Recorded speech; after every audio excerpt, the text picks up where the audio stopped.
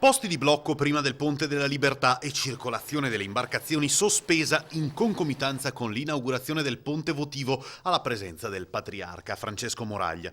Sono queste le due ulteriori misure di sicurezza decise per il Redentore che si terrà ad appena 48 ore dall'attentato di Nizza.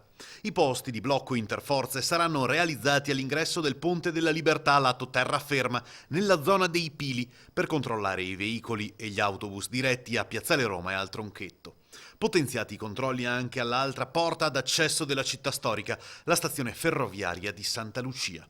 Le misure sono state stabilite dal prefetto e dai vertici delle forze dell'ordine. Niente varchi in piazza San Marco, anche se sarà controllata con una presenza capillare di uomini, soprattutto durante i fuochi previsti per le 23:30. Questi i numeri di un Redentore blindato. Circa 300 tra poliziotti, carabinieri e finanzieri saranno impegnati per i controlli, oltre ai 50 volontari della protezione civile comunale per regolare i flussi dei turisti.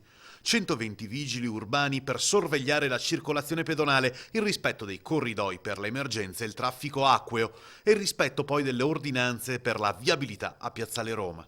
Saranno utilizzati 6 mezzi della Capitaneria di Porto con 30 addetti impegnati, mentre la Croce Verde sarà operativa con 60 persone in servizio tra medici, infermieri e volontari.